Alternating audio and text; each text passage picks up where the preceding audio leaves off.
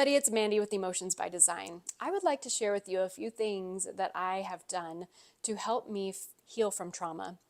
These things have helped me feel like I could get in control of my emotions, in control of the speed at which trauma came up to be healed, so that it wouldn't feel like all of it would just come up at once and be overwhelming and then I couldn't heal from it. And it's just really helped me with some pretty intense things.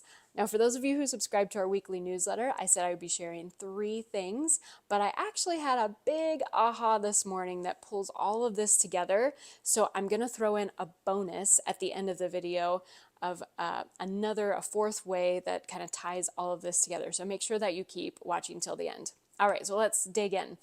So a few years ago, I was in a bad car accident. I was sandwiched in between cars. I got a couple of cracked ribs, lots of bruising, some pretty severe whiplash. And, my body healed after several months, but my emotions and my mind was a totally different story. A few weeks after the accident, my husband Jason worked with me on a couple of techniques that he has learned to heal from trauma. But unfortunately for me, when we opened that up, it became like a Pandora's box, and I felt like everything was coming out all at once to be healed, and I was re-traumatized. I could smell and hear and see everything from the accident all over again, and I didn't want anything to do with that. So I knew that I needed to work on this, and meanwhile, every time we went driving on the freeway and my husband had to slam on the brakes, I would go into a PTSD triggered panic response again. And I would cry. I'd feel really embarrassed that I was acting this way, and it was really tough. So fast forward several months, it was about 9 months after the accident, I was in a certification course to become a trauma-informed breathwork facilitator and body mapper. And the first couple of times I tried breath work, I did it on my own because I couldn't join for the live sessions. We started with the bliss breath, which isn't as activating as the other breath patterns that I learned. But as I started that on my own, which I shouldn't have done, I got re-traumatized again. I went back into the trauma of both the accident and some things that happened with my previous spouses. And I started worrying, like, man, am I going to be able to do this certification course? Because I can't even do the breathing without getting re-traumatized. So in a group coaching session, I asked my coach, so what do I do when this happens? And they recommended tapping on my sternum and saying, I am safe. I am safe. And so I decided to give that a try next time. And I tried it, and lo and behold, it worked. So far I learned that I could do breathing, and I could take it at my own pace. I didn't have to go as fast as the instructor. I could take it as slow or as fast as I needed to, but still fast enough to bring up the trauma. And then if I started to get re-triggered, then I could tap on my sternum, which tapping on your sternum, this is where all of your meridians pass through. So if you send a message right here, then it gets to all of your meridians, and this is where your heart chakra is, which is the king or queen of chakras. So if you share the message with your heart chakra, it travels up and down to all of your other chakras as well. So I've got breathing, I've got tapping, and I learned, hey, I am back in control of this. I get to choose how quickly the trauma comes up and how quickly it is released and let go, and I'm in control of that. So that was fantastic. But then I learned a 3rd technique that also helped me, and that was creating a safe space. So we've got this tapping going to create the safe space, but sometimes I actually had to go a little deeper.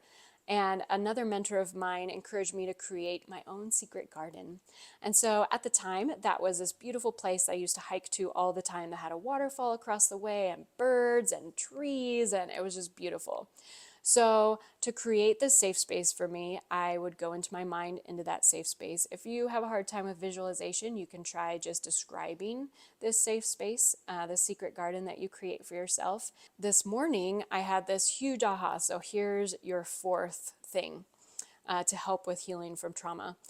So I've been working on this thing lately of looking for a pattern, because I don't know if you've noticed this, but sometimes we keep having the same things come up over and over. And I know people who get in car accidents on a regular basis. I know people who attract, abusive people over and over again, or have bad job experiences over and over again. And so I have the mentor I'm currently working with has encouraged us to look for patterns. And so this is part of our Emotions by Design discover phase. So that's the first phase, is you're discovering, trying to look for the patterns, trying to see, okay, what keeps coming up every time I go through this? And then the next stage of our Emotions by Design process is detangling.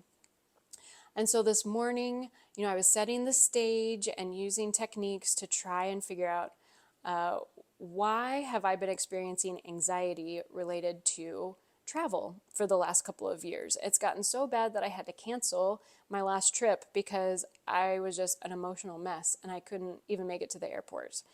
And so I've been trying to work on this and figure out, what is this pattern? What is this trying to tell me? And it's been a few days where I've had that intention of, trying to discover what the pattern is, what the source is, what the root is. And finally, in the shower this morning, it came to me, since I've been thinking about this video and tapping and feeling safe, the thought came to me, it's because you don't feel safe. And I was like, oh, okay. So when I'm feeling anxiety, I'm going into a triggered PTSD response. And that means I don't feel safe. And so at first I was like, okay, this is cool. Now I can work on this. But a further layer of detangling, so I was thinking on it, pondering on it, and another layer came up. And this was huge for me. So the thought that came to me was, it's because you feel like you have to do this by yourself. So as a child, I was taught to be very independent and self-reliant and figure out how to do things on my own. And then my previous spouses would guilt and shame me and gaslight me and just make me feel really bad if I asked for help. One of them, if I asked for help, they'd say, oh yeah, I'll help you. And then they never actually helped me. Or they would say, well, you're smart enough, you figure it out. And so I've always just been in this mindset of, well, I have to figure it out by myself. And so it all came together for me this morning. So whenever I get triggered in a PTSD response, I don't feel safe. And as part of that, I feel like I have to fix this all on my own because of that message and that I've gotten and the belief that I created. And I've already been working on that piece separately the last couple of years because I realized that no, I don't have to do this all on my own. I have my Heavenly Father and my Heavenly Mother. Please insert your belief system here. I have Christ. I have my guardian angels. I have my higher self. I have other angels who are here to help me. And now I'm married to an amazing husband who has shown me over and over again unconditional love and that he is always here to help me. So because I have this belief running in my subconscious mind that when I don't feel safe, I have to fix it on my own, these things have kept coming up over and over and over again. My mentor calls it a soul lesson. So I've learned that my soul lesson from all of this is that that's not true. When I feel unsafe, I have lots of people and spiritual guidance to help me. I don't have to do it all on my own.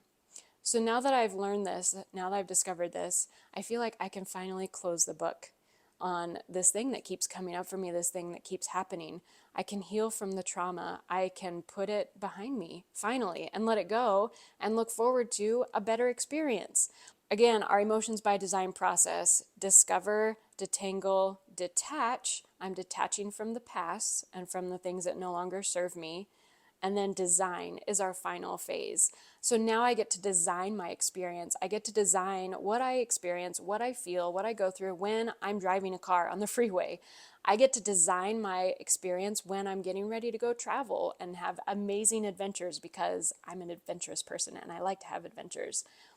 So this is what I've learned. I'm sharing this with you, and I hope that you will be able to utilize these to help you heal from trauma at your own pace by using breath work, by using tapping, by going to your safe space, and by finding those patterns and that soul lesson that you need to learn from these experiences.